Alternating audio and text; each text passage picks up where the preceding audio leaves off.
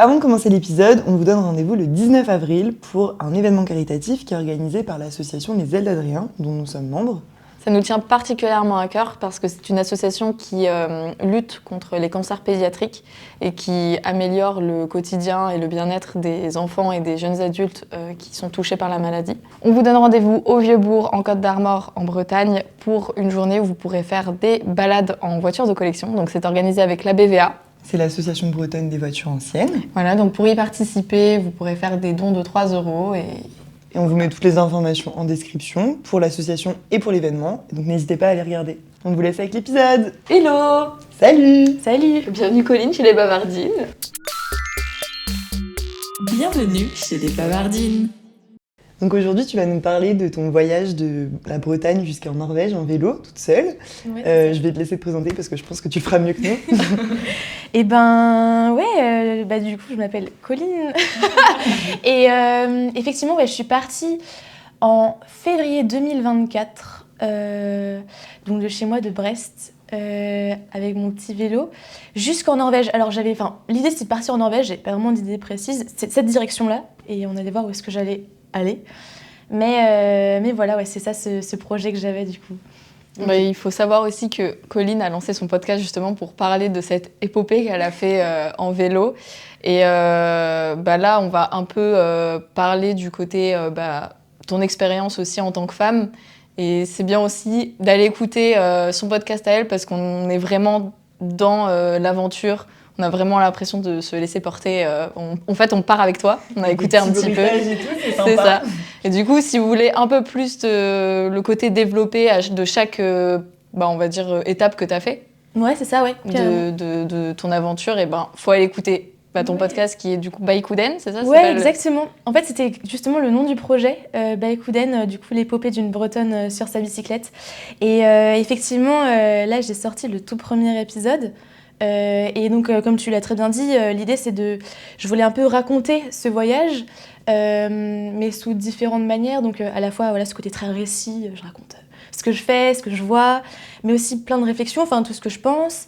Et justement aussi, il y a des choses que j'aimerais amener, et notamment le voyage en solitaire au féminin, qui, à mon sens, est quand même quelque chose de pas très commun. En tout cas, on en parle de plus en plus, certes, mais c'est encore quelque chose, je pense, un peu angoissant.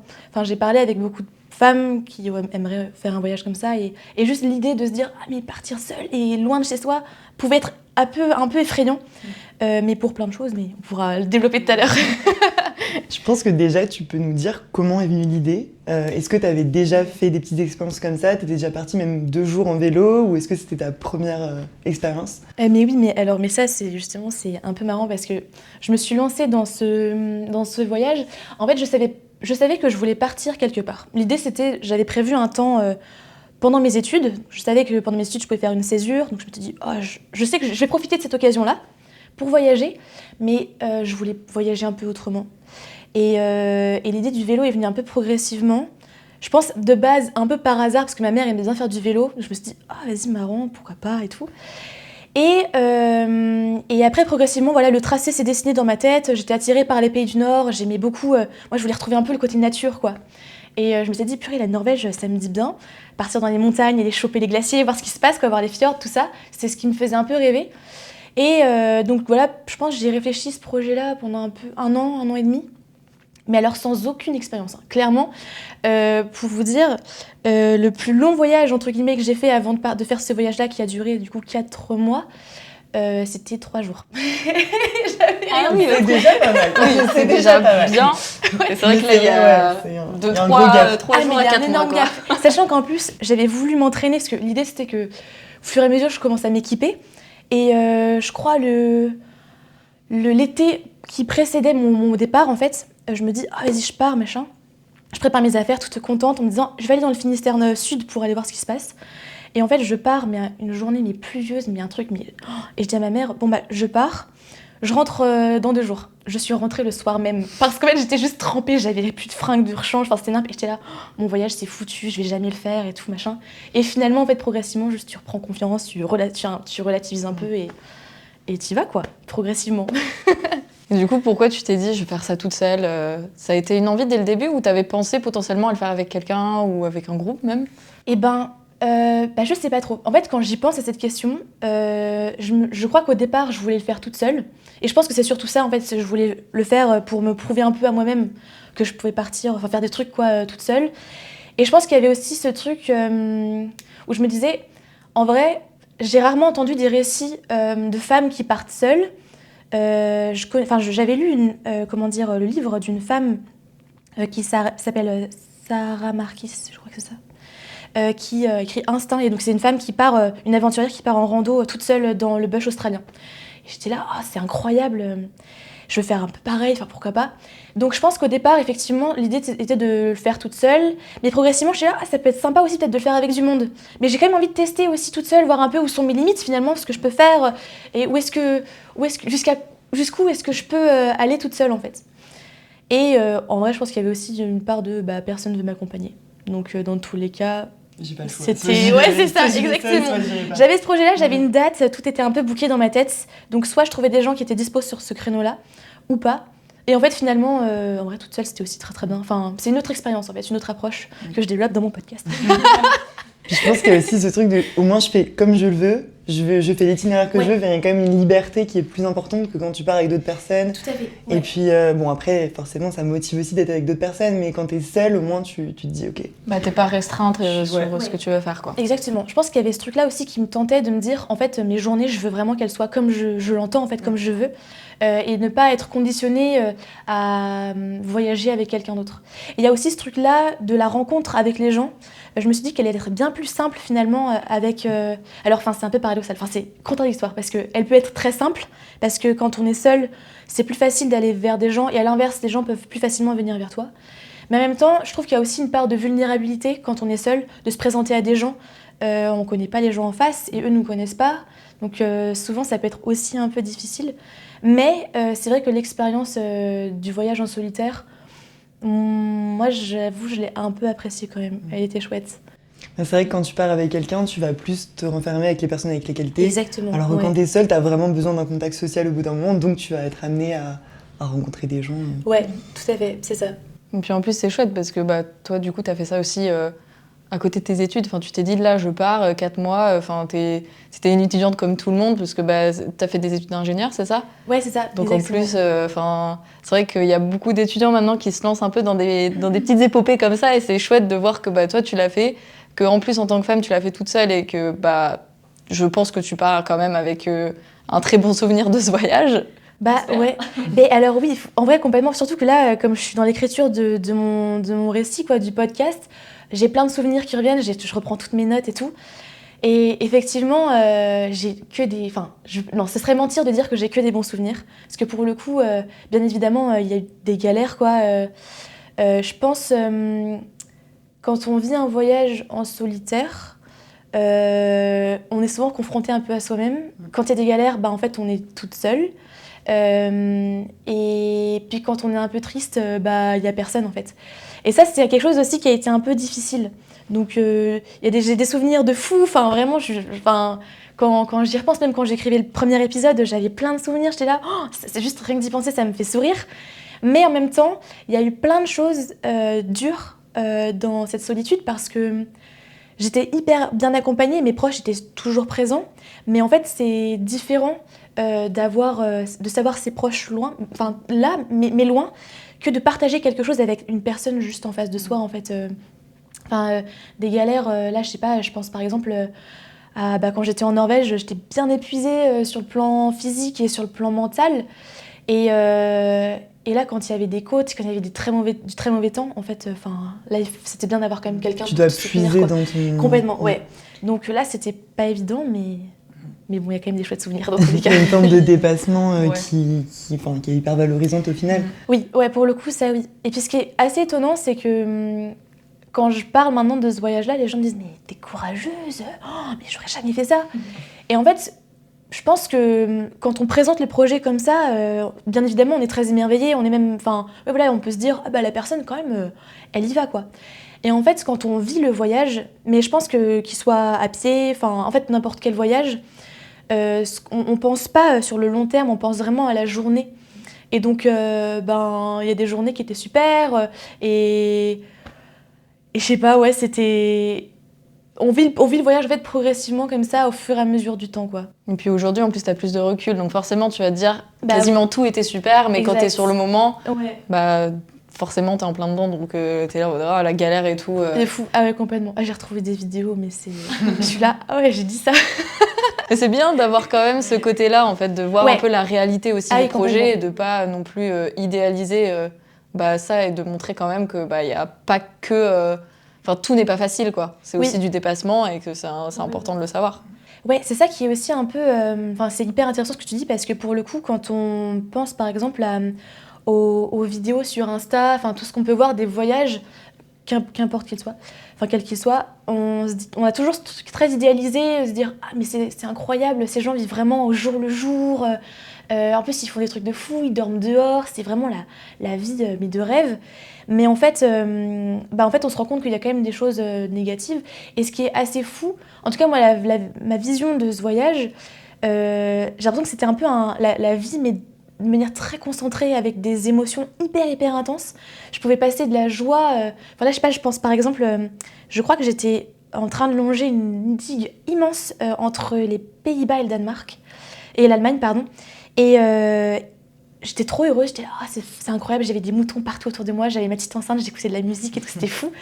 Et au fond, je voyais le ciel se noircir, quoi, vraiment devenir très sombre, très lourd. Et en l'espace de 15 minutes, j'ai un torrent, mais un rideau quoi, qui m'est arrivé dessus. Et là, en fait, j'étais passée des rires aux larmes. Clairement, je suis là, mais c'est pas possible, c'est quoi ça? Les émotions à rude épreuve, quoi. Exactement. Et donc, en fait, tous les jours, c'était ça, c'était un concentré d'émotions hyper intense, en fait. Mais bon, je pense que c'est ce qui fait aussi le voyage, c'est qu'on vit des choses, on est en constante adaptation, en fait, et peut-être davantage quand on est une femme. J'avoue, je sais pas trop, j'en ai discuté aussi avec des copains hommes qui ont pu faire des voyages, mais c'est vrai que l'expérience que je tire, en tout cas, moi, de ce voyage au féminin, c'est qu'on est peut-être aussi un peu plus vulnérable, bien plus attentive aussi à ce qui nous entoure, et ça peut être une charge mentale supplémentaire, je pense. Mais justement, pour revenir un peu aux bases, je pense que quand t'es une femme aussi, avant de partir, quand t'en parles à tes proches, il y a beaucoup plus de personnes qui vont être réticentes, qui vont dire mais c'est complètement inconscient de faire ça. Et comment t'as géré ça? Est-ce que ça a eu un impact aussi sur ton choix de le faire? Est-ce que t'as remis en question aussi ton idée? Ah mais c'est une super question parce que effectivement, je crois que justement quand j'ai commencé à en parler à mes parents, parce que j'avais commencé à en parler juste à mes parents au départ, j'étais là, je vais partir en voyage à vélo. Ma mère, puisque c'était elle qui m'avait un peu motivée là-dedans, elle était là, mais super. Et je dis, je veux partir en Norvège, ou en tout cas, genre en dehors de la France. Et là, tout de suite, c'était plus angoissant. Et quand j'ai commencé à en parler auprès de mes proches, avec un cercle un peu plus élargi, notamment, je pense à ma grand-mère quand j'en ai parlé, qui m'a dit, mais Colline, mais qu'est-ce que tu fais? Mais non, mais ça va pas, toute seule, mais... Et tu vas dormir où, tout ça? Et en fait, c'était des questions au début que je me posais pas trop, la question du logement, bon, si elle s'était un peu posée, mais j'étais pas là à me dire, oui, est-ce que je peux rencontrer des gens chelous? Bon, peut-être pas, quoi. Et même sur la route, les rencontres que je pourrais faire, bon, ça, je m'étais pas non plus trop questionnée à ce sujet-là. Et c'est vrai qu'en fait, c'est plus en parlant effectivement à mes amis, à ma famille, que là, des angoisses ont commencé un petit peu à émerger dans ma tête. Notamment, ce truc de t'es seule, et comment on fait pour te suivre? Parce que ça, c'est aussi quelque chose... comment est-ce qu'on fait pour savoir où t'es? Si t'arrive quelque chose, comment on fait? Et moi, j'étais là, mais non, mais pas besoin. Pourquoi? Qu'est-ce qui m'arriverait? Et en fait, c'est en parlant justement de ces choses-là, que ces angoisses, vraiment, elles sont devenues vraiment grandissantes. Et je me souviens, le jour J, là, le jour de mon départ, toutes ces angoisses, tous ces doutes que les gens ont pu en fait immiscer dans mon cerveau progressivement au fur et à mesure que mon voyage se préparait. En fait, tout ça, ça m'est vraiment revenu à la tête, quoi. Et j'ai eu si peur au départ. Et en fait, finalement, progressivement, tu te rends compte que il y a beaucoup de choses qui peuvent faire peur, mais c'est quand on ne les connaît pas, en fait. Et une fois qu'on est confronté à ce quotidien-là, en fait, très vite, tu te rends compte que c'est juste des peurs, je dirais pas infondées, mais en tout cas inexistantes, quoi, un peu irrationnelles, en fait, finalement. Mais en fait, c'est bien de prévenir que faut faire attention à certaines choses, mais ça sert à rien, effectivement, d'être complètement irrationnel, se dire qu'il va t'arriver plein de choses terribles, etc. Parce qu'en plus, toi, tu veux faire ton voyage, que de base, t'es plutôt sereine, Et là, tu pars, tu te dis, oh, mais mon Dieu, en fait, peut-être qu'il faut pas que je parte parce qu'il peut m'arriver ça. Oui. Enfin, c'est vrai que c'est compliqué parce qu'en fait, même là, on descend dans la rue, il peut nous arriver des trucs aussi. Donc c'est sûr que c'est compliqué. Mais quand on projette les peurs sur quelqu'un, au final. Mais en fait, c'est ça qui est intéressant, je pense. L'expérience, alors là, je parle plutôt de ce voyage en solitaire au féminin parce que du coup, c'était mon cas. Mais après, peut-être que c'est valable aussi pour les hommes. Hein, mais en tout cas, c'est vrai que pour en avoir parlé du coup avec plusieurs femmes qui étaient très angoissées à l'idée de partir seule, en fait, je pense qu'au départ, il faut juste pas... Bon là, peut-être que moi, la marche, c'était un peu grande, mais comme je l'ai fait de manière très progressive, c'est-à-dire que je suis partie de chez moi. La première étape, c'était chez ma grand-mère. Après, je suis partie à Lannion. En fait, j'ai quitté progressivement mon territoire, enfin, ce que je connaissais. Donc déjà, en fait, tout doucement, je commençais à prendre confiance. Je me disais, si jamais il faut que je rentre, en fait, c'est pas grave, je peux rentrer, en fait, faire demi-tour, faire une pause, tout ça. Après tout, ma famille est pas très loin, j'ai des amis un peu partout quoi, le long du chemin. Et je pense que c'est ça, c'est que y a des peurs, et on les a, c'est comme ça. Mais en fait, il faut apprendre à passer au-dessus, mais progressivement. Les 3 jours de voyage que j'avais fait pour préparer le grand périple m'ont appris mine de rien certaines choses. Déjà à tester mon équipement, ce qui déjà peut rassurer, savoir que ok, tout tient la route, ma tente elle est ok, si je prends la flotte c'est bon, mes vêtements c'est bon, c'est pareil, mon vélo tout roule, ok, déjà j'ai ça qui est ok. Maintenant, la nourriture aussi, globalement, selon le territoire où on va, là typiquement le pays du Nord ça allait. En fait, faut se rassurer comme ça, se dire que je sais pas, quand on commence par exemple, on fait 3 jours, je vais dormir là, commencer à préparer tout doucement son voyage, et après, quand on se sent capable, se dire ok, là maintenant ce soir, je sais pas où je vais dormir, peut-être que je dormirai dehors. Et c'est ça que moi qui s'est passé en fait, c'est que progressivement j'ai un peu gravi des petites marches quoi. Progressivement, c'est des petits étages en fait pour arriver au niveau du haut du gratte-ciel quoi. Enfin, je veux dire. Quand je suis partie, je m'imaginais pas du tout, par exemple, pouvoir dormir dehors. C'était quelque chose que j'avais envisagé, mais je m'étais dit, en camping, quoi. Et en fait, au fur et à mesure, tu te dis, non, en fait, je pense que je suis capable. C'est bon, j'ai apprivoisé aussi les bruits de l'extérieur, parce que ça peut être aussi hyper flippant. Et donc, en fait, voilà, comme ça, en fait, on apprend à se faire confiance. Et ça qui est trop beau aussi, je pense, dans un voyage comme celui-ci, c'est de voir qu'on est capable de faire des choses. Ouais. Et en fait, tout de suite... ça aide après pour son quotidien après le voyage, quoi. Mais t'as tâté le terrain, en fait. T'as vu que là, t'étais capable de faire ça, et au fur et à mesure, t'as vu que c'était OK de faire tout ça. Mais est-ce que aussi, du coup, sur la route, parce que, du coup, il y a eu un peu le regard, enfin, les réactions de tes proches au début, et après, quand t'as rencontré, est-ce que déjà t'as fait des rencontres, et si t'en as fait, est-ce que les réactions étaient différentes ou c'était aussi pareil, c'était un peu oh dis donc c'est étonnant que tu fasses ça pour une femme, t'as pas peur, etc. Ou alors plus vas-y bon vent quoi. Ouais, et je pense que j'ai eu pas mal de réactions diverses et variées. Et je pense que les premières étaient tellement importantes. Parce que ce qu'il faut savoir, là, je ne l'ai pas expliqué, mais quand je suis partie de chez moi, en fait j'étais en hiver, donc je pars en février 2024, le 18 février 2024. Et à ce moment-là, il y avait la tempête, comment elle s'appelait Ciaran, enfin un truc comme ça, je sais plus comment elle s'appelait, qui s'était un peu abattue là sur la Bretagne et toute la côte. Et donc, c'était un peu inenvisageable de dormir dehors. Je disais, on va pas non plus faire la casse-cou. Et donc, je dormais chez les gens en fait. Et j'utilisais une application qui s'appelle Warm Shower, donc douche chaude. Et en gros, c'est un peu comme Couchsurfing pour les cyclistes. C'est-à-dire qu'en fait, c'est des cyclistes vont accueillir d'autres cyclistes. Et en échange, quand ils partiront en voyage, l'idée c'est qu'on puisse les accueillir de nouveau. Et donc moi, la première nuit, je la passe chez Claire, à Lannion. Et c'est une petite dame en fait qui m'a donné trop confiance. Et en fait, elle m'a expliqué que le voyage en solitaire, comme ça, c'était pas du tout effrayant, qu'il fallait juste plutôt penser au jour le jour. Dire, en fait, c'est pas 4000 km que je vais faire. Non, c'est 50, 60 km, peut-être demain j'en ferai 100, peut-être que j'en ferai 50, peut-être que j'en ferai pas du tout. Et c'est construire son voyage comme ça. Et donc, au départ, j'ai eu que des trop bonnes réactions. Les gens étaient là, oh, mais c'est super. En vrai, c'est quand même courageux et tout, mais très peu de réactions un peu négatives. Et finalement, progressivement, en rencontrant d'autres gens, notamment en quittant le territoire français, où là, du coup, faut commencer à parler anglais, et bien, du coup, j'avais des réactions un peu différentes. Je me souviens d'une fois, c'était au Danemark, je dormais dehors. Et en fait, au Danemark, le bivouac est interdit. C'est vraiment illégal, quoi. Si tu te fais choper, t'as une giga amende. Et donc, pour pour éviter que les gens se chopent des amendes, en fait, ils ont créé des sortes de shelters, donc c'est des petites cabanes en bois, ou bien des petits terrains dans des forêts ou dans des coins un peu écartés de la ville, sur lesquels tu peux poser ta tente. Ou dormir à la belle toile, enfin ce que tu veux. Et donc moi, j'avais repéré un coin, donc je vais là-bas et tout, un peu sereine, je pose ma tente, machin, puis je rencontre une femme avec son chien qui se balade et tout, puis je discute avec elle. Et là, elle me dit mais vous dormez ici ? Je dis oui, mais vous êtes toute seule ? Je dis bah oui, voilà quoi. Normal. Et elle me dit mais vous avez pas peur ? Et en fait, c'est une question qu'on m'avait pas posée depuis un moment. Et le fait qu'on me la repose comme ça, en fait, j'ai été un peu prise de court. Et exactement, j'ai eu plein d'angoisses qui sont revenues. Et cette nuit-là, j'ai passé, je pense, pas une des pires nuits de ma vie. Pas exagéré, mais en tout cas une très mauvaise nuit. J'ai vraiment hyper mal dormi. J'étais un peu, je faisais attention à tous les bruits dehors alors que de base je les connaissais. Je veux dire, globalement, j'entendais les oiseaux, j'entendais les feuilles qui bougeaient et j'étais là, mais quelqu'un va venir, quelqu'un va trouver ma tente, quelqu'un va faire quelque chose quoi. Genre, je vais avoir. Et en fait, c'est vrai que du coup j'ai eu quelques réactions comme ça qui pouvaient du coup me faire un peu ressortir justement ces petites angoisses que j'avais essayé d'écarter en fait.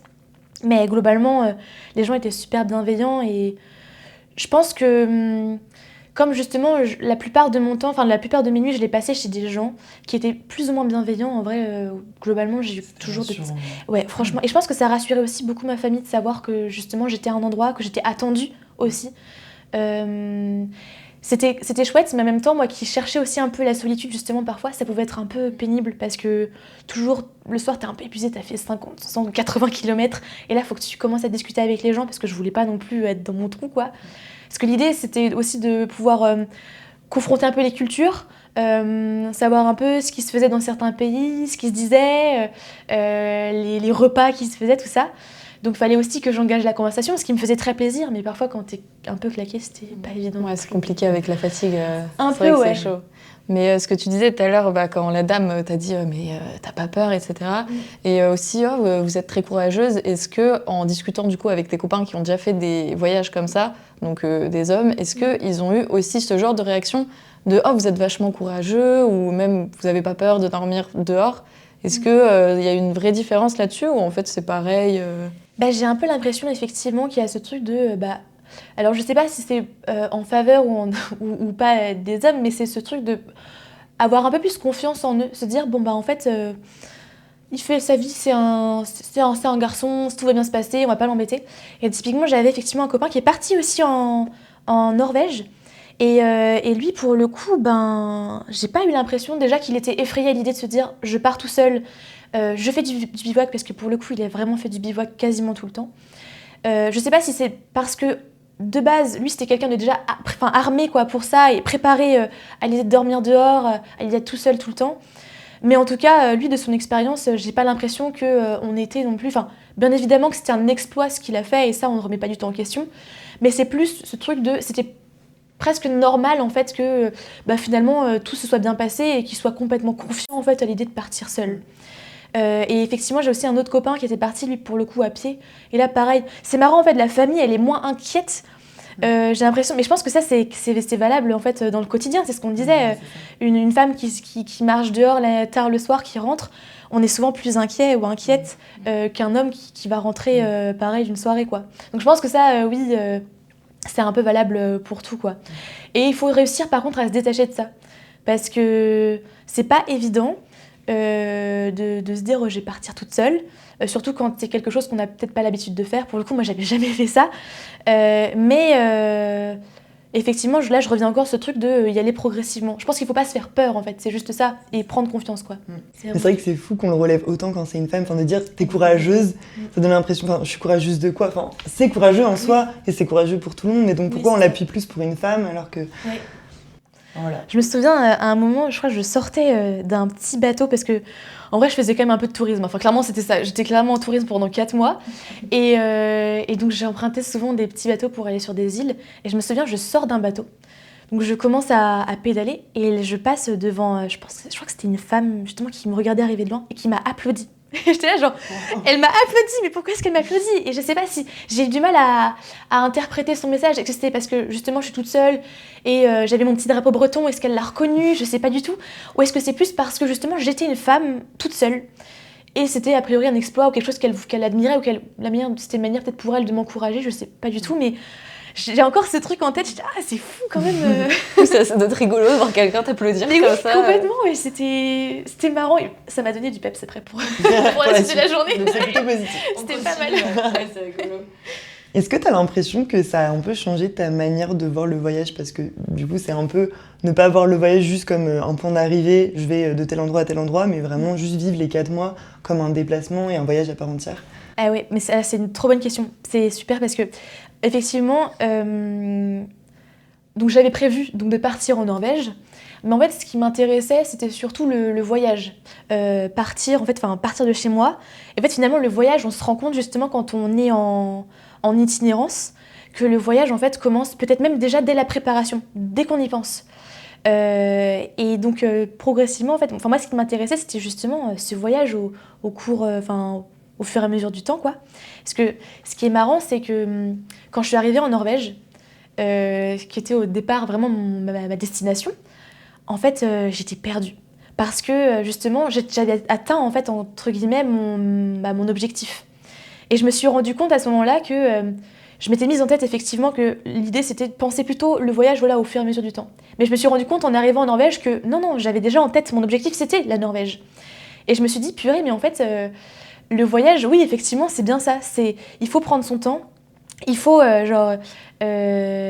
apprécier en fait les petits trucs du quotidien et éviter justement de penser à la finalité, parce que quand on y est, en fait c'est un peu comme si c'était fini. Et quand je suis arrivée en Norvège, justement, j'étais tellement perdue, j'avais même pas préparé justement mon chemin en fait dans ce pays-là. Et j'ai hésité pour le coup. Donc je suis arrivée en Norvège le 30 mai, il me semble, ou le 1er juin. Et j'ai hésité à repartir 3 jours après, à rentrer à la maison 3 jours après. Ouais. Alors que j'avais déjà réservé mes bus, mes trains pour le retour, mais un mois après, quoi, en me disant que j'allais rentrer en juillet. Et en fait, j'étais confrontée au fait que là, ça y est, j'avais plus d'objectifs. J'étais arrivée en Norvège, j'avais plus rien préparé. Et je me suis retrouvée un peu toute nue, quoi, à me dire, punaise, mais comment je fais? Et là, hyper vulnérable, quoi. J'ai un peu erré dans Bergen, parce que j'étais arrivée à Bergen par le bateau. Et je erre dans Bergen comme ça, en me disant, mais qu'est-ce que je vais faire, quoi, Et du coup, j'ai repensé un peu mon voyage en rencontrant justement un monsieur sur son bateau, sur son voilier. Je me trimballais comme ça sur le port, et puis je vois un monsieur qui retape sa voile sur son bateau. Et je discute avec lui, et en fait, j'ai fait 3 semaines de vadrouille sur son voilier dans les fjords avec lui, et je me suis dit, mais en fait, c'est ça le voyage finalement. Il faut peut-être arrêter, essayer de se détacher, peut-être que je l'ai perçu un peu trop tard, mais essayer de se détacher justement de ses objectifs. Par exemple, j'avais tracé en fait tout mon voyage. Alors j'essayais en général de m'en détacher un peu, mais globalement, j'avais un peu ma ligne directrice. Et je me suis dit, mais en fait... est-ce que finalement j'aurais pas dû d'emblée essayer de me détacher de tout ça? Et est-ce que j'ai peut-être pas trop prévu mon voyage? Mais est-ce que c'est parce qu'on m'a peut-être imposé aussi? Il fallait que j'ai tout prévu pour rassurer ma famille, peut-être pour me rassurer moi-même aussi.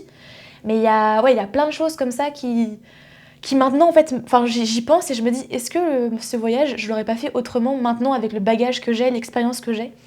Peut-être pour le prochain. C'est ce que j'allais te demander justement. Est-ce que pour le prochain, tu devrais faire un truc un peu plus improvisé où justement tu te lances et tu vois où ça te mène? Clairement. En fait, au fur et à mesure du voyage, ce qui était trop chouette, c'est que la communauté du vélo, elle est assez forte. Et en fait, il y a un gars qui m'avait écrit, qui partait en voyage justement de Bretagne. Je pense qu'on est les Bretons et les Bretonnes, on est trop taqués à ce sujet de fou. Et en fait, il m'avait écrit, et lui, ce qu'il faisait, c'est qu'il descendait dans le sud. Donc je crois qu'il allait... je pense vers la Turquie ou quelque chose comme ça. Et il me dit, ouais, comment tu fais pour dormir, machin? Et puis je lui explique, et il me dit, ah mais moi je toque à la porte des gens. Et moi, au début du voyage, c'était inimaginable. Et au bout d'un moment, je dis, ah mais ça peut être marrant. Je l'ai pas fait pour le coup, ce truc de toquer chez les gens. Mais par contre, effectivement, le prochain voyage que je pense faire, ce sera plutôt dans le sud, parce que j'en ai un peu marre, j'ai envie de soleil. Mais effectivement, je me suis dit, pourquoi pas tenter justement cette aventure et se dire, je suis capable maintenant de partir loin, ma famille, elle sait comment je fonctionne, etc. Je sais plutôt bien parler en anglais, j'ai confiance en moi. Pourquoi pas essayer d'aller davantage à la rencontre des gens? Parce que ce qui m'a un petit peu manqué aussi, c'est peut-être cette spontanéité justement des rencontres. Alors certes, j'ai fait des rencontres au cours de mon voyage tout à fait inattendues, mais je pense que ce truc de dormir chez les gens, ou en tout cas de demander davantage d'aide ou de services, ou d'échanges en tout cas, je pense que ça, ce serait quelque chose que j'aimerais à l'avenir tester. Oui, puis ça a dû te mettre en confiance en plus le fait de, quand t'es arrivé en Norvège et que t'étais complètement paumé et que tu savais pas où aller, t'as discuté avec un monsieur et t'es parti faire du bateau avec lui. Oui, du coup, t'as dû te dire, en fait, aller toquer chez les gens, c'est pas si compliqué, ça doit être, c'est faisable, quoi. Ouais, et puis il y a, je pense aussi, ce truc que j'ai capté au fur et à mesure du voyage. Alors, je sais pas si on peut parler d'instinct, parce que je me souviens en philo, quand j'étais au lycée, on parlait, est-ce que l'humain a encore de l'instinct ou pas, je sais pas trop. Mais en tout cas, là, il y avait vraiment quelque chose, au fur et à mesure du voyage, qui s'est un peu débloqué. Ce truc de faire confiance ou non aux gens. Et en fait, je sais pas, il y a souvent quelque chose, je marchais souvent au feeling, en fait. Les premières rencontres, enfin, les premiers instants, souvent, étaient un peu décisifs, me donner confiance ou non en la personne. Et ça pouvait juste se traduire par une phrase un peu marrante. J'étais là, ah la personne elle est chouette, oh bah vas-y, je veux bien continuer à discuter avec elle, ou bien aller boire un café ou quoi que ce soit. Et effectivement, je pense qu'il y a ce truc-là maintenant que j'ai un peu acquis, de cette spontanéité, se dire, bah ok, là, cette personne-là, je crois que je la sens bien. Je lui fais confiance et on verra où ça va aller. Et typiquement, c'est ce qui s'est passé avec Thibaut, du coup, que j'avais rencontré en Norvège, et avec qui j'ai passé 3 semaines. Enfin, c'était un peu comme un petit ange gardien, je pense. J'étais vraiment à un moment du voyage où ça commençait à être vraiment difficile. Et là, faire confiance à quelqu'un comme ça, ça m'a fait tellement de bien que je me suis dit, mais les gens sont bons en fait. Il faut, je pense, sortir de ça, de se dire que finalement le monde extérieur est un peu effrayant. Bien sûr que non. Alors certes, il y a toujours des gens, on pourra toujours tomber sur des gens malveillants, mais je suis persuadée que c'est absolument pas la majorité de la population, quoi. Donc justement, se détacher de tout ça et faire confiance aux gens aussi, quoi. Puis je pense, au-delà de l'instinct, il y a juste la peur de se faire recaler par les gens que tu vas voir. Je pense qu'on n'ose pas au quotidien aller vers les gens parce qu'on a peur de paraître bizarre ou que ce soit mal reçu, mais en fait la plupart du temps, pas toujours évidemment, mais tu tombes sur des personnes qui sont hyper ouvertes et qui justement sont contentes d'avoir un contact, quoi. Ah mais de fou, ça c'est une certitude. Typiquement quand j'écrivais aux gens tous les soirs là, pour savoir si je pouvais dormir chez eux le lendemain, j'étais agréablement surprise et même très touchée en fait de voir un peu la bonté des gens. Honnêtement, en fait, tous les soirs, les gens, quasiment tous les soirs, les gens m'accueillaient chez eux et on partageait le repas. Ils étaient là, si tu veux, tu peux faire une machine. Est-ce que tu veux un lit? J'étais là, j'ai mon matelas, en vrai, c'est ok, mais pourquoi pas? Est-ce que tu veux prendre le petit déjeuner avec nous demain matin? Est-ce que tu veux même cuisiner un truc pour le midi? Les gens étaient adorables et ils étaient là, mais si tu veux, je te passe le contact d'un tel, tu pourras aller le voir. Et je me suis dit, mais c'est fou. En fait, au fur et à mesure du temps, donc j'écrivais le nom de chaque personne et j'étais là, mais en fait, comment je peux faire pour les remercier toutes ces personnes-là en fait, parce que c'est juste formidable, cette bonté, cette gentillesse. Et je trouve que c'est quelque chose justement qui m'a fait un peu évoluer. Je me suis dit, mais en fait, comment rendre l'appareil? Tout simplement en fait en faisant la même chose justement, mais peut-être pas avec eux, mais avec d'autres personnes justement. Et ouais, je pense que c'est quelque chose justement du voyage qui m'a fait comprendre justement que le monde il est cool en vrai. Il faut juste se détacher de tout ça, quoi, de s'effrayer ce qu'on voit à la télé par exemple, typiquement, ce qu'on entend, les récits de mésaventures pour le coup. Je pense que c'est important, il faut être au courant, comme tu disais tout à l'heure, il faut être au courant de ce qui se passe, mais ne pas partir du principe que ça c'est acquis et que c'est une fatalité. Non, et vivre dans la peur aussi, ça sert à rien. Complètement. C'est bien d'informer les gens, mais pas non plus que ça devienne complètement complètement oppressant, etc. Ouais. Tout à fait. Ouais. Mais du coup, ça a changé. Est-ce que tu avais déjà... Parce que, en fait, toi, t'es passé de... T'étais en confiance et t'avais pas forcément pensé à toutes ces peurs. T'as pris les peurs des proches, etc. Et du coup, finalement, ça s'est très bien passé parce que t'as rencontré des super personnes. Mais est-ce que, avant d'avoir les peurs des autres, est-ce que tu voyais le monde déjà un peu comme ça, où tu te disais, je sais que je vais faire des super rencontres et je sais que ça va bien se passer, que le monde est assez quand même globalement sain, etc. Je pense que j'avais quand même des a priori. Je suis quelqu'un de base de très angoissé de la vie. Et donc là, c'était aussi un challenge de partir comme ça toute seule. J'avais effectivement, en fait, en pensant ce voyage, tu sais, c'est très théorique. Donc en fait, t'es là, t'imagines les trucs super, il va tout le temps faire super beau, déjà c'est archi faux. Et tu vas tomber sur des gens super, ce qui est plus ou moins vrai. Mais bien évidemment, je ne pouvais pas non plus m'empêcher de me dire qu'il y allait forcément avoir des galères. Mais après, c'est dur de les conscientiser quand tu n'y es pas confronté. Oui, au départ, j'avais quand même des peurs que j'ai quand même essayé de cacher ou en tout cas d'intérioriser quoi, en me disant il faut pas qu'elles prennent trop de place. Encore une fois, c'est comme le stress. C'est bien d'avoir du stress, mais il faut pas non plus qu'il t'empêche de vivre. Paralyse complètement. Exactement. Donc les peurs, pareil, là, les peurs que j'avais, il fallait aussi que je les canalise un peu, qu'elles me soient utiles et pas qu'elles aillent en ma défaveur en fait finalement. Mais oui, j'avais quand même des petites frayeurs. Enfin, je me faisais des petites frayeurs. Parfois, ça m'arrivait dans mon lit le soir de penser un peu au voyage et d'un coup de me dire oh, non mais c'est archi mort, je peux pas partir en fait. Non mais c'est pas possible. Partir tout là-bas toute seule alors que je sais pas faire ça, non, c'est pas possible. Et en fait, maintenant, bien sûr que si, c'est à la portée de toutes en fait. Du moment juste qu'on se laisse le temps de réfléchir au projet ou de partir un peu à la one life, il n'y a pas de problème, hein, mais juste de pas se faire peur, quoi. C'est vraiment, je pense, le mot d'ordre qu'il faut avoir, quoi. C'est faisable, tout le monde peut partir. Enfin, là, typiquement, la femme chez qui j'avais dormi, Claire, la toute première femme qui m'avait hébergée, elle avait... J'espère que je dis pas des bêtises, mais entre 60 et 70 ans. Et son premier voyage à vélo, elle l'avait fait quelques années auparavant, toute seule. Elle est partie après avec un ami à elle jusqu'en Russie, sans carte, enfin, juste des cartes comme ça qu'elle chopait, des cartes en papier, quoi, et en discutant avec les gens.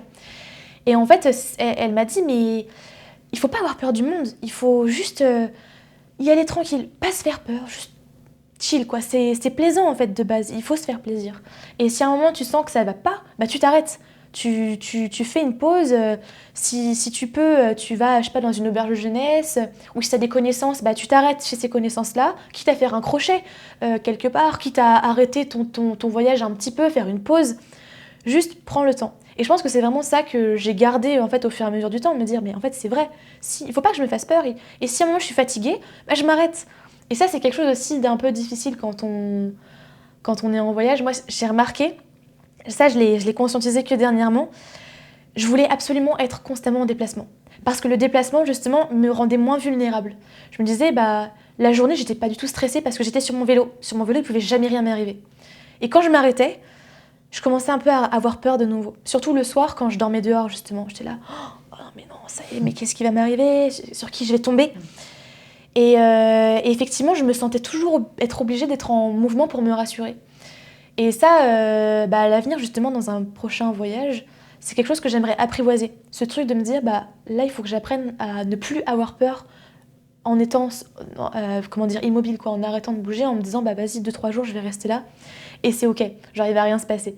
Je sais pas si c'est quelque chose, une peur plus orientée vers les femmes, justement, ou pas. Mais en tout cas, moi, c'est quelque chose que j'ai vécu et que... Je sais pas si c'est juste moi, mais ouais, c'était quelque chose d'un peu effrayant quand même, qui m'a suivi un peu au cours du voyage quand même. Ça, faut se la mettre aussi quand même. Et ça t'est arrivé justement de t'arrêter chez des gens que tu connaissais, enfin, comme t'avais dit la dame de 60 ans? Ouais, complètement. J'ai passé quelques jours chez des copains, notamment au début du voyage, j'étais un peu perdue parce que avec toutes les tempêtes, je devais constamment revoir mon programme. Ça, c'est quelque chose aussi, quand t'es en voyage, en fait, il faut accepter que ce que t'as préparé, ce que t'as prévu, en fait, ça ne se passera jamais comme t'as pensé dans ta tête. Il y a toujours quelque chose qui va arriver, une petite bidouille, positive comme négative, hein, mais souvent négative. Et donc au début du voyage, effectivement, je me suis pris des tempêtes terribles et donc je devais constamment m'arrêter et revoir tout le temps mon tracé. Et donc je suis restée chez des copains quelques jours, autour de Caen. Après, je suis passée vers Compiègne, pareil, je me suis arrêtée pour me reposer un peu. Et ce que j'ai oublié de mentionner aussi, c'est que pendant ce voyage, j'ai été en constante communication avec 2 classes d'enfants de CP, CE1 bretonnants. Parce que ça me tenait aussi à cœur de transmettre ce voyage, mais à des personnes qui parlent breton, parce que du coup, je parle breton. Et du coup, le fait de s'arrêter chez des copains et des copines, ça me permettait de rester un peu plus longtemps.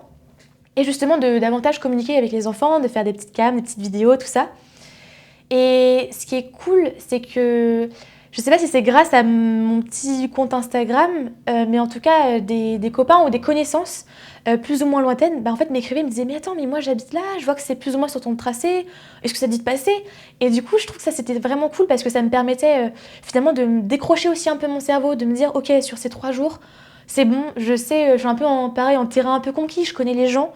Certes, je connais pas l'endroit, mais par contre, je sais que je peux m'appuyer sur ces gens-là pour me reposer un peu. » Et... parce que c'est un peu aussi une fatigue mentale d'être toute seule, constamment devoir se diriger, de devoir faire attention sur la route, de devoir réfléchir à où tu vas dormir le soir, qu'est-ce que tu vas manger. Enfin, c'est des trucs un peu du quotidien, mais finalement, en fait, quand tu es en itinérance, ça devient vraiment des galères. Et donc, pouvoir s'appuyer sur ces gens-là, mais c'était tellement bien. Je pense que c'était vraiment une chance que j'ai eue. Et ça a changé un peu ta vision du confort aussi, du coup, de voyager comme ça? Ah ouais, de fou. C'est vrai que, alors, quand je suis rentrée de mon voyage, parce que pour le coup, c'est vrai que j'ai pas parlé non plus de mon équipement, mais donc ce que j'avais juste mon vélo, 2 sacoches à l'arrière et 2 sacoches à l'avant, et une sorte de gros sac imperméable sur le dessus de mon porte-bagages arrière. Et donc, j'avais juste des fringues, enfin genre j'avais, je crois, 3 tenues différentes. J'avais tout le kit pour dormir dehors. Et en fait, je me suis dit, mais c'est fou parce que là, je trimballe littéralement ma maison, en fait. Et petite anecdote, c'est que quand je suis rentrée chez moi après ces 4 mois, ma chambre, qui pourtant n'est pas non plus si spacieuse que ça, je la trouvais démesurée. J'étais là, mais c'est fou. Et donc j'ai commencé à faire du tri. J'étais là, ah non mais ça je jette. Ça j'ai plus besoin. Ah je vais donner ça. Ah bah je vais donner ça. Tu deviens minimaliste. Exactement. Ouais. Et j'en parlais justement avec ce fameux copain qui était parti en Norvège à vélo. Il m'a dit, mais Colline, moi j'ai eu la même réaction que toi. Quand je suis rentrée à la maison, je me suis dit, mais en fait, tout ce que j'ai, c'est tellement matérialiste. En fait, on peut se contenter de très peu de choses. Et effectivement, maintenant, je me rends compte que... Enfin là, je le vois typiquement dans la coloc dans laquelle je suis, j'ai très peu de choses avec moi parce que, justement, je me suis rendu compte que j'avais pas besoin de toutes ces choses-là. Après tout, le bonheur réside dans d'autres choses, en fait. Enfin, c'est ce qui m'est apparu, en fait, comme une évidence. Je voulais pas trop m'attacher à des choses matérielles, en fait. Et en fait, c'est là que tu te rends compte peut-être que c'est aussi une forme de liberté. De se dire, en fait, j'ai très peu de choses avec moi. Ça peut être contrariant parce que souvent on peut être attaché aussi, il y a un côté sentimental aux objets. Mais en tout cas, juste, moi j'ai trouvé ça formidable de me dire, mais en fait là, je peux partir n'importe où, juste avec les 4 sacs que j'ai, quoi. C'est assez fou. Mais parfois j'étais contente par exemple de rentrer à la maison et de pouvoir m'habiller. Genre d'avoir des fringues un peu plus classiques, en tout cas plus apprêtées, on va dire. J'étais quand même un petit peu contente parce que à la fin, short t-shirt, c'était sympa, mais... J'en avais un peu ma claque, quoi. Justement, avant de partir, comment t'as fait tes affaires? Comment t'as préparé tes sacs? Ouais, c'était un peu le bazar, on va dire. J'ai essayé d'être quand même minimaliste. J'essaie de me souvenir un petit peu. Et concrètement, j'avais, je crois, 2 pantalons, un pantalon de pluie. En fait, j'avais tout plein d'affaires imperméables, tout ça. J'avais quelques sous-vêtements. En fait, j'ai vraiment essayé parce qu'il fallait faire attention que ce soit pas trop lourd. Donc j'avais vraiment quelques fringues de rechange. J'ai apporté des trucs inutiles. En fait, j'avais posté une photo genre de mes affaires, de mes équipements sur Insta. Puis un copain me dit, mais Colline, pourquoi t'as ramené ça? J'avais ramené une râpe pour râper les carottes. Et en fait, j'étais là, mais c'est vrai que finalement, pourquoi j'ai ramené ça? Je m'étais dit peut-être que j'allais me faire des carottes râpées ou je sais pas, mais pas du tout. Genre, à quel moment tu vas te dire, allez, petites carottes râpées ce soir, ça part? J'avais mon ordi aussi en me disant, en fait, si je veux tracer mon itinéraire, j'étais en recherche de stage aussi à ce moment-là. Donc, je m'étais dit que finalement, avoir un ordi, c'était pas mal. Et très vite, c'était quelque chose qui m'a paru vraiment juste comme un poids, en fait. C'était super lourd, exactement. Mais je suis quand même assez contente de moi parce que, en vrai... parce que j'avais un moment cherché à réduire un peu justement le poids de mes sacs. Parce que ce qui s'est passé, c'est qu'en Norvège, j'ai quand même tenté de gravir des montagnes. Alors les montées, c'était ok, mais par contre les descendre, en fait mes freins brûlaient. Tellement les pentes étaient raides et tellement j'étais chargée. Donc je me suis dit, ok, est-ce qu'il faudrait pas que je me déleste, c'est ça, que je me décharge de trucs. Et en fait, finalement, j'étais là, mais je crois que j'ai juste ce qu'il faut. Alors en enlevant mon ordi, mais bon, j'étais là, je pars dans un mois, ça vaut pas le coup, je vais l'envoyer à la poste, je vais le retrouver détruit, mon ordinateur. Mais du coup, ça allait. Et justement, c'est là que je me suis dit, mais finalement, il faut très peu de choses, en fait, pour avoir tout ce qu'il nous faut, finalement. Après, c'est plus de la fantaisie, quoi. Mais bon, j'avoue, j'aime bien la fantaisie quand même, parfois. Typiquement, je serais pas partie avec ça, par exemple. Ça aurait été casse-pied. Et t'avais un petit porte-bonheur? Mais oui, du coup, juste ici. Mais oui, je sais pas si on le verra bien. C'était ma petite tortue de voyage. Elle s'appelle Sparky. C'est ma petite compagne de voyage que j'ai acquis à Saint-Malo au tout début du voyage. Donc j'étais trop heureuse. C'est la maman d'une copine qui m'hébergeait à ce moment-là. Et j'avais un défi, c'était d'avoir une mascotte pendant tout le voyage et de faire des photos avec, quoi. Et j'en avais pas. Et en fait, Marie-Laure, trop mimi, en fait, elle fait du crochet et elle me dit « Mais attends, mais va pas acheter une petite mascotte ou une peluche, ce que tu veux, moi j'en ai plein !» Et elle m'a montré, elle avait des poules, puis des petites poupoules et tout. Et puis je suis tombée sur cette tortue, mon vélo il est vert. Donc je dis « Ah, mais c'est parfait !» Et du coup, je l'avais sur mon guidon, effectivement. Et au fur et à mesure du voyage, en fait, je me suis retrouvée dans un éco-village pendant 2 semaines, quasiment 3, dans l'est des Pays-Bas. Et je me suis liée d'amitié avec tous les gens de l'éco-village. Et à mon départ, une des femmes m'a offert 3 petites marionnettes, enfin 3 petits, je sais pas comment on appelle ça, des petits trucs tout mimi, en fait, qui pareil m'ont suivi pendant tout le voyage. Et les enfants, justement, de l'école bretonnante de l'Anélis, enfin là où, avec qui j'étais, du coup, leur avait donné des petits noms, donc c'était trop mignon, enfin vraiment, ils m'ont suivi pendant tout le voyage aussi. Et je me suis dit, finalement, il y a des petits côtés matérialistes quand même, genre ça fait toujours plaisir d'avoir des choses comme ça. Et en plus, le truc super drôle, c'est qu'au départ, j'avais très peur de l'abîmer, cette petite mascotte. Et donc, j'avais mis un sac de congélation au-dessus pour éviter qu'elle prenne la flotte. C'était vraiment... Exactement. C'est exactement ça. Donc, elle était avec son petit truc là tout le temps. Parce que j'avais trop peur. J'étais là, mais non, je veux pas qu'elle prenne la pluie, je veux pas. Et au bout d'un moment, je me suis dit, bon, faut peut-être que je me résigne à la mettre dehors parce que...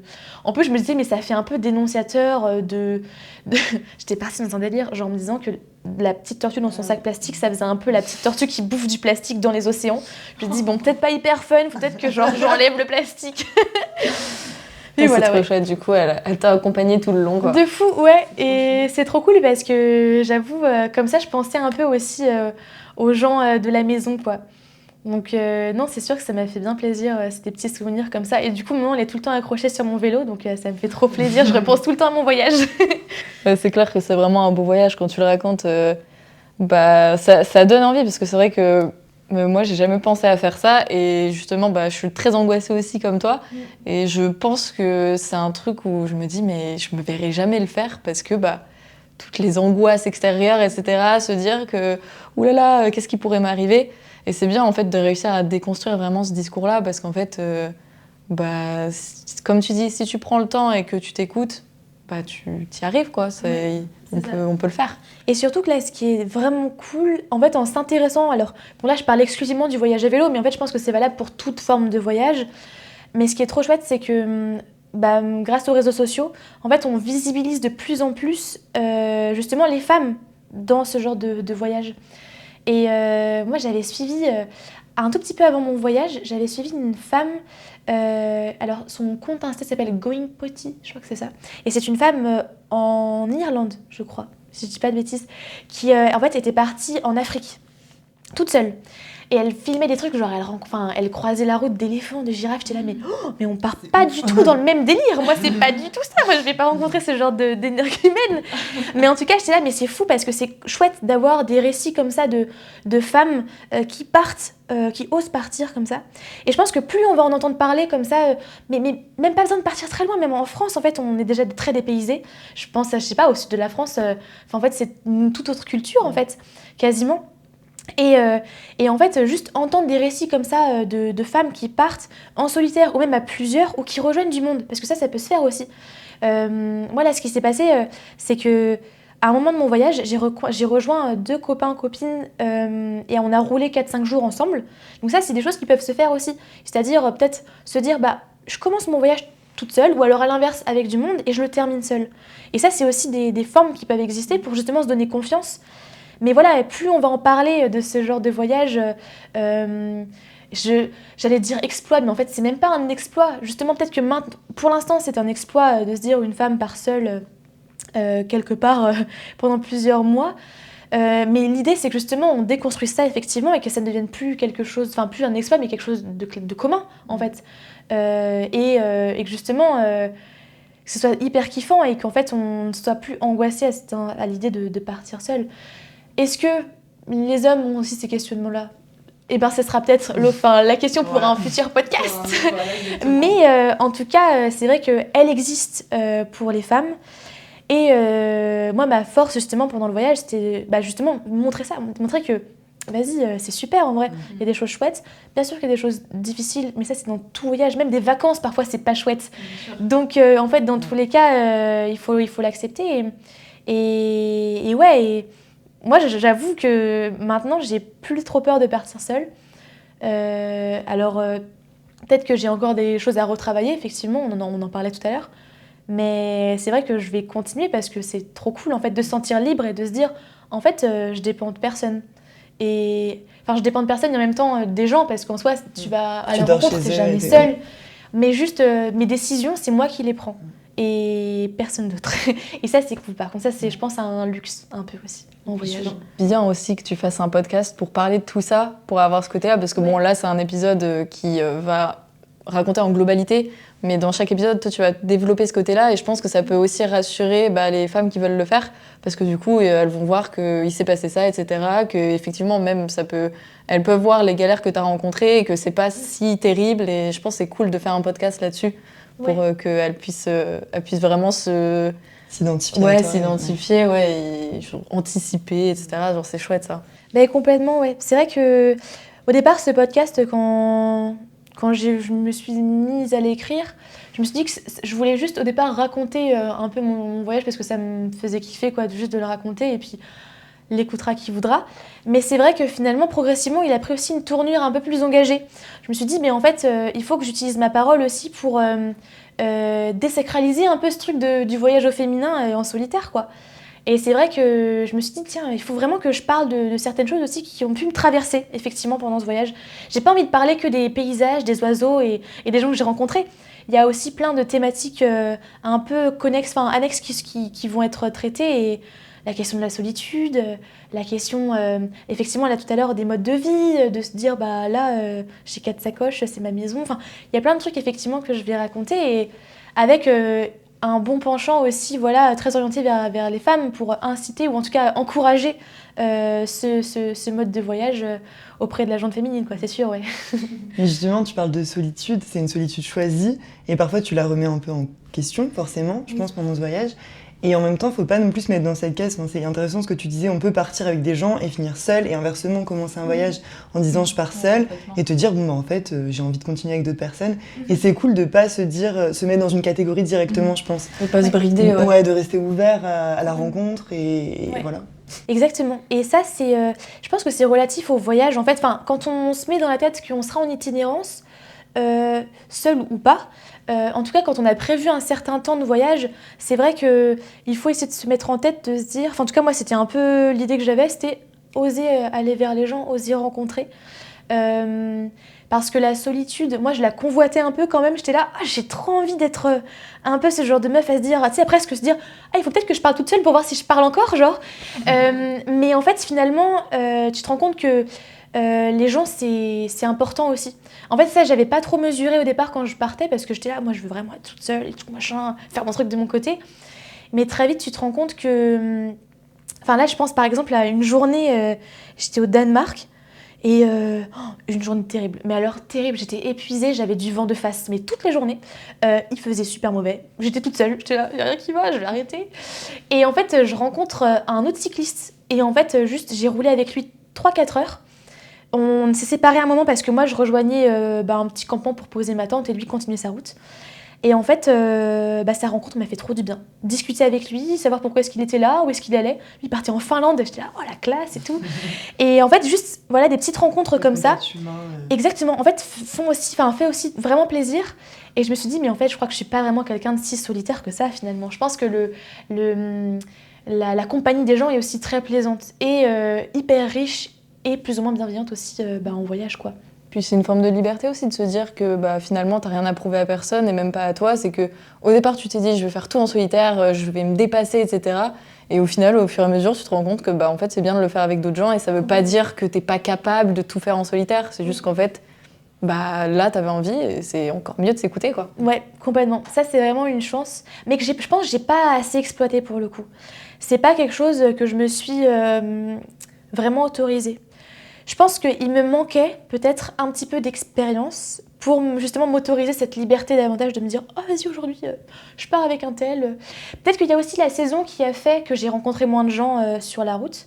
Parce que pour le coup, les routes que j'ai empruntées, c'était quand même des grands itinéraires vélos. Parce qu'il existe plein d'itinéraires qui s'appellent des Eurovélos. Et donc c'est un programme à l'échelle européenne d'itinéraires cyclables partout en Europe. Et donc moi je m'étais dit que j'allais emprunter ces grands itinéraires pour justement rencontrer du monde. Ou en tout cas, c'était aussi plus facile de construire son voyage sur des traces déjà faites. Et en fait, est-ce que c'est la saison qui a fait que je suis partie hyper tôt? Moi, je suis partie genre en hiver, quoi. Globalement, les gens partent pas en hiver pour faire du vélo, enfin, sauf les zinzins. Et en fait, j'ai pas rencontré beaucoup de gens. Ou en tout cas, maintenant je me dis, est-ce que c'est peut-être aussi, je me suis moins laissé la possibilité de rencontrer ces gens-là. J'ai fait quelques rencontres trop chouettes avec notamment un couple de grenobloises. C'était où? Encore au Danemark, décidément, j'ai rencontré plein de gens au Danemark. Et en fait, je m'étais dit, purée, ça peut être sympa peut-être de rouler un peu avec eux. Et finalement, j'ai fait une toute autre trace. Eux sont partis ailleurs. Et je me suis dit, ça aurait peut-être pu être marrant parce que finalement, quand tu roules toute seule, il faut aussi que tu te donnes un rythme. Et alors c'est cool de s'écouter, mais je pense que c'est aussi bien de vivre aussi avec d'autres gens, ce voyage, pour avoir un autre rythme, pour s'arrêter ailleurs. Enfin, il y avait ce truc aussi, alors je pense qu'il est aussi valable dans le quotidien, d'aller boire un verre dehors toute seule, d'aller au restaurant toute seule. C'est des choses qui progressivement se sont débloquées, mais au départ, pas du tout évident de se dire tiens, et si j'allais me boire, j'avais trop envie de boire un coup, par exemple, à un moment, je vais boire un coup toute seule, ça fait pas un peu chelou, genre? Et essayer de se détacher justement de tout ça, d'autant plus, enfin, je sais pas si c'est d'autant plus, mais en tout cas, quand on est aussi une femme, t'as ce regard aussi des gens, quand tu te poses à un café ou quand tu te poses à une terrasse ou quoi. Quand t'es avec tes sacoches et tu bois, je sais pas, ta bière, genre, ça fait un peu... Est-ce que ça fait pas trop triste? Je pense que c'est l'image qu'on a de nous-mêmes. Parce qu'en vrai, tu vois quelqu'un dans un bar qui est assis, tu vas pas dire il est trop bizarre. Ouais, c'est ça. En fait, je pense qu'il faut se détacher. détacher. Une pression sociale où tu dis, oh mon Dieu, ils vont me calculer, alors qu'en fait, personne ne te calcule, clairement. De fou. Mais je pense que c'est un peu ce que tu disais par rapport à l'itinéraire et aux rencontres, c'est un peu lié au final. C'est que tu pars en disant, ok, ça me rassure d'avoir un peu mon idée en tête. Je pars dans ce voyage-là solo, seul. Solo, je vais jusqu'en Norvège. Et au final, tu te laisses pas forcément la liberté parce que c'est rassurant aussi de dévier ton chemin, de rencontrer des gens, même de rendre le voyage plus long que ce qui était prévu. Et je pense que plus tu gagnes en expérience et plus tu fais ce genre de choses, plus tu es à même de te laisser cette liberté, quoi. Ouais, complètement. J'avais essayé de le faire un peu parce que là, ce que je disais tout à l'heure, c'est que je suis partie dans un éco-village. Et en fait, au départ, ce que j'avais aussi en tête au cours de ce voyage, c'était de le rendre intéressant, de rencontrer un peu... Je sais que j'avais fait une petite vidéo de promotion pour parler un peu de mon voyage. J'avais parlé d'acteurs et d'actrices du... Comment j'avais qualifié ça je sais même plus de l'environnement, je sais plus trop comment je l'avais dit. Et du coup, je m'étais mise en tête effectivement de rencontrer des gens un peu engagés. Et donc, je suis allée dans un éco-village. Donc, j'ai un peu dévié ma route parce que l'éco-village, j'ai contacté les gens au fur et à mesure parce que j'étais jamais certaine du moment où j'allais pouvoir atteindre cet endroit-là. Je me suis retrouvée dans une ferme aussi quelques fois. Donc, j'ai un peu dévié parfois mon chemin. J'ai essayé de le rendre un peu plus chouette, d'aller vraiment à la rencontre de gens et d'autres savoir-faire ou d'autres savoir-vivre aussi. C'était trop intéressant.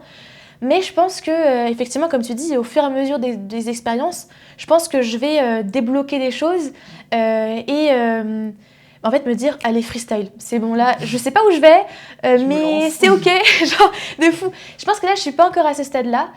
Peut-être que le faire avec des gens, ça peut aussi permettre de débloquer tout ça. Et donc, quand tu l'as fait avec du monde, tu vois comment ça s'est passé, tu as pris des habitudes, tu as des petits tips, pourquoi pas partir solo. Mais je pense que voilà, c'est quelque chose que je vais faire plus tard, dans un prochain voyage, à vélo, en bateau, je sais pas encore, mais ouais, d'autres idées encore en tête, quoi. Ouais, c'est vraiment trop chouette. Bon, franchement, c'est cool d'avoir un témoignage comme ça, parce que ça donne juste envie de se dire, c'est bon, on peut tous le faire. Mais de fou, on peut le tous faire, le ça faire. donne envie. Ouais, c'est ça, on peut tout le faire, évidemment. Et ouais, je pense que justement, tu réalises pas forcément avant d'y aller. C'est pour ça, toi, tu disais tout à l'heure que t'avais peur de te lancer. Ouais, mais parce que si tu réalises pas, c'est une manière de se protéger, de se dire, ok, c'est pas vraiment réel. Et au moment où tu te lances, tu te dis, de toute façon, j'ai plus le choix. Je l'ai vraiment dit à tout le monde, donc là, faut que j'y aille, quoi. En fait, c'est ça qui... en fait, je pense que j'étais un peu coincée au départ, parce que effectivement, dans le premier épisode de mon podcast, je dis que je parle d'un abandon d'un voyage. Comme si c'était un peu un jeu ou un truc comme ça. Enfin, peut-être même pas un jeu, mais carrément une compétition, quoi. Parce qu'au départ, j'avais un peu cette pression-là. Parce que j'en ai parlé à tous mes copains, à ma famille. J'avais monté une petite cagnotte justement pour m'aider à acheter mon équipement parce que c'était hyper onéreux. Donc j'étais là, mais en fait, je peux pas décevoir ces gens-là. Je peux pas, si je m'arrête au bout de 2 jours, mais c'est terrible, quoi. Donc au départ, c'est vrai que c'était un peu stressant et je me disais, putain, j'ai pas le choix, quoi, faut que j'y aille. Et je pense que c'était presque nécessaire finalement d'avoir un peu cette pression-là, parce que je me suis dit, en fait, il faut que je me lance. J'ai pas le choix là, faut que j'y aille, quoi. Et le fait d'avoir un peu cet impératif-là, finalement, c'est peut-être bien. Genre, ça te booste et ça te donne pas le choix. Et je sais plus où je voulais en venir, mais du coup... mais effectivement, quand t'as ces petites peurs-là, en fait, t'as pas le choix, t'y vas, et progressivement, ça se débloque. T'as des peurs qui vont revenir, comme on le dit tout à l'heure, mais c'est ok, c'est pas grave, faut les avoir avec soi et t'avances, quoi. Tout doucement. C'est ça, en fait, c'est le slow travel. Mais petit aparté, parce qu'on n'a pas du tout évoqué la question du budget, mais comment t'as géré ton budget, justement, en amont ? Alors, en amont, j'avais déjà pas mal de thunes de côté. Enfin, en fait, j'avais travaillé déjà un peu avant, donc disons que je m'étais bien équipée en amont.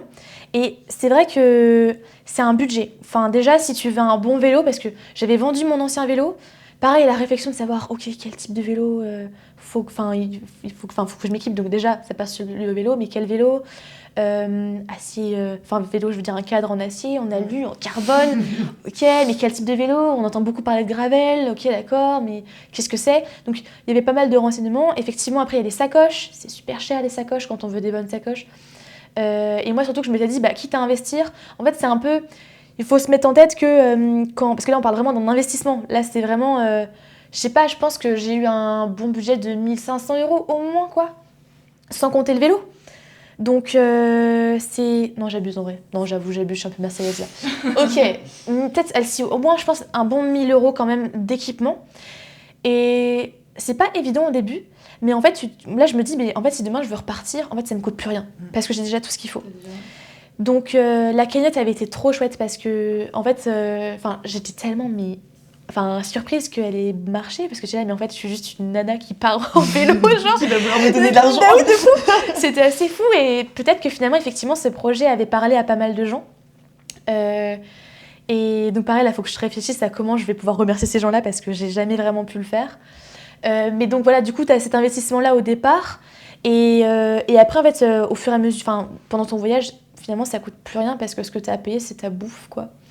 Et encore, le soir, je dormais chez des gens, donc très souvent, les gens trop mimi, ils me faisaient à manger. Je partageais le repas avec eux.